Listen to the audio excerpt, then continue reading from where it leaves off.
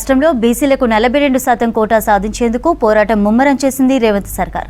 ఇందులో భాగంగా ఢిల్లీలోని జంతర్ మంతర్ దగ్గర మహాధర్నా నిర్వహిస్తోంది.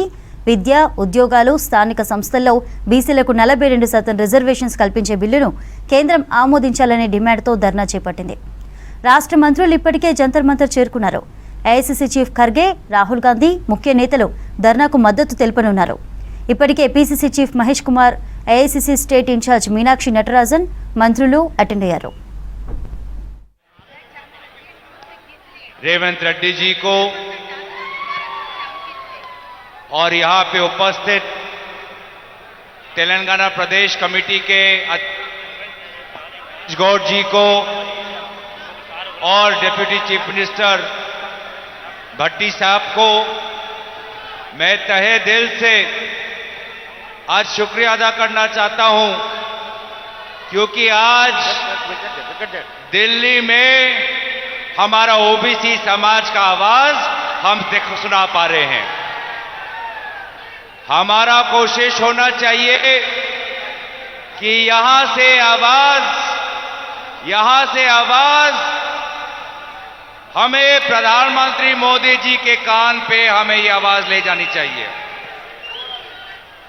प्रधानमंत्री मोदी जी, आप ओबीसी की बात करते हो, लेकिन आज यहां पर पूरा ओबीसी समाज एकजुट है, अपना हक मांग रहा है, अपना अधिकार मांग रहा है। प्रधानमंत्री मोदी जी, आपकी सरकार कहां है? देश के हर कोने से आज ओबीसी समाज जंतर मंतर में आया है, और आज अगर देश के ओबीसी समाज के साथ अगर एक नेता कोई खड़ा है तो वो राहुल गांधी जी है, मल्लिकार्जुन खड़गे जी है।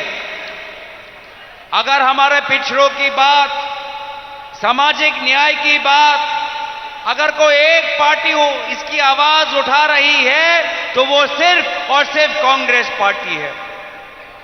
और एक बार जब कोई मुद्दा आदरणीय खड़गे जी हाथ में लेते हैं, जब भी कोई मुद्दा राहुल गांधी जी लेते हैं, तो उस मुद्दे को अपने अंतिम अंजाम तक ले जाने से पहले कांग्रेस पार्टी पीछे नहीं हटती। हम आपका जो मांग है उसको अंतिम अंजाम तक लेके जाएंगे, और सदन से सड़क तक हम अपनी बात पूरी जोर से, पूरी ताकत से रखेंगे। हम आपके साथ हैं। इन्हीं बातों के साथ मैं अपनी बातों को विराम देता हूं। धन्यवाद। जय हिंद, जय Congress. Samajwadi party members of parliament ని వెల్కమ్ చేస్తా ఉన్నాను. దయచేసి వారు ధర్మేందర్ యాదవ్ గారు, ఇప్పుడు జ్యోతిమణి గారు, సిడబ్ల్యూ సభ్యులు, పార్లమెంట్ సభ్యులు, ఓబీసీ నాయకురాలు, వారిని మాట్లాడాల్సిందిగా కోరుతా ఉన్నాను. ఇక్కడ జ్యోతిమణి గారు ఇక్కడ.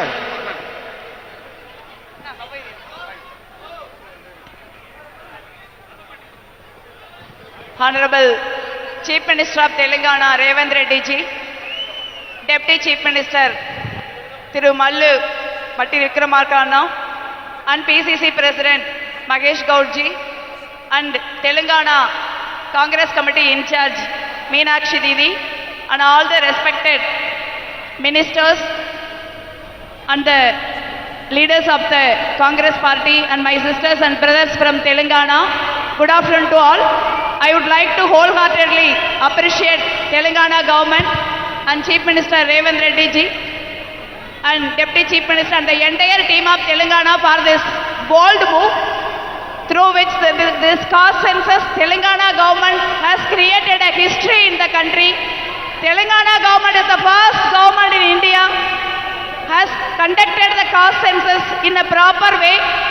Our leader Rahul ji has advocated for the caste census for a long time.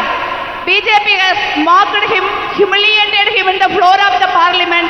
But today, Congress party through Telangana government has shown the Modi government how to conduct the caste census. This census will go to the history not only with the census, With the census data, the Telangana government has passed 42% reservation for OBCs.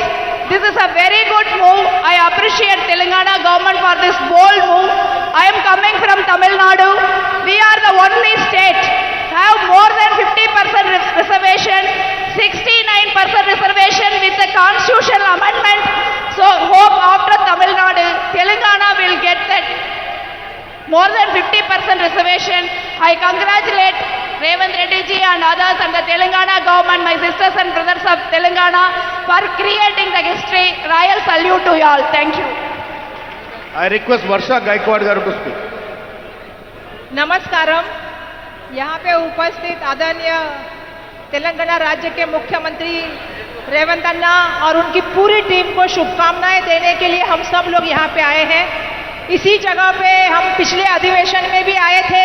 पिछले अधिवेशन में भी यहाँ पे जो है OBC को न्याय मिलना चाहिए, इसीलिए तेलंगाना की तरफ से एक कदम आगे बढ़ाया गया था और मुझे आज खुशी है कि उस कदम को आगे बढ़ा के मंजिल तक ले जाने का काम तेलंगाना की सरकार और वहाँ के मुख्यमंत्री आदरणीय रेवंत अन्ना रेड्डी जी के माध्यम से, उनके उप मुख्यमंत्री और उनकी पूरी टीम के माध्यम से जो है वो पूरा होने का काम यहाँ पे हुआ है। सबसे बड़ी अच्छी बात है कि ये जो सर्वे हुआ है, ये सर्वे साइंटिफिक दृष्टि से साथ साथ स्क्रूटनी करके घर घर पहुंच के बड़े मेहनत के साथ पूरे 1 साल की मेहनत है, जिसके बाद ये सर्वे तैयार किया गया है। ओबीसी की बात करने वाली मोदी जी ओबीसी को न्याय तो नहीं दिला सके, लेकिन ओबीसी को लोगों को न्याय देने का काम अगर कोई सरकार कर रही है तो तेलंगाना की सरकार कर रही है। आज 42% जो है वो पूरी तरह से तेलंगाना के ओबीसी लोगों को न्याय देने के लिए जो बिल बना है, उस बिल को पास करने के लिए महामहिम राष्ट्रपति को हमारा निवेदन है। आइए देखिए, यहाँ पे तेलंगाना की जनता नहीं है, पूरे भारत की जनता यहाँ पे मौजूद है और वो मांग कर रही है, वो मांग कर रही है कि आप इस बिल को त्वरित पास करें और ओबीसी समाज को न्याय दें। हमारे नेता जननायक आदरणीय राहुल गांधी जी, हमारे नेता आदरणीय मल्लिकार्जुन खड़गे साहब, हमारा नेता आदरणीय सोनिया जी और प्रियंका गांधी जी के माध्यम से जिस कल्पना से और दृष्टि से ये जो नहीं, आपने सबको पता है कि ओबीसी आरक्षण की बात 50% का आरक्षण का जो है वो लिमिट क्रॉस करके सभी को न्याय मिलना चाहिए, ये भूमिका रखी गई है। और उसके लिए मैं तेलंगाना को बहुत सारी बधाई दूंगी कि तेलंगाना पहला राज्य है जिसने ये सपना पूरा करने का काम यहाँ पे किया है। तो हम महाराष्ट्र की तरफ से आप सभी को बहुत सारी शुभकामनाएं देंगे और हमारे इधर की भी सरकार को कहेंगे कि तेलंगाना से सीखना है तो तेलंगाना से सीखिए। यही मैं आप सभी से कहूंगी, यही आप सभी से कहूंगी और आपका सबका धन्यवाद। धन्यवादालु, नमस्कारम। जय OBC. OBC. Now I request Vikal MP from Manipur. మిత్రులారా మీకు చెప్పాను, అన్ని రాష్ట్రాల నుంచి దాదాపు 50 నుంచి 60 మంది ఎంపీలు సంఘీభావం తెలడానికి ఇక్కడికి వచ్చినారు. వారు మళ్ళీ పార్లమెంట్ సెషన్ పోవాల్సి ఉంది, ఒకరొకరుగా మాట్లాడతారు. నా వికల్ గారు ఎంపీ ఫ్రమ్ మణిపూర్.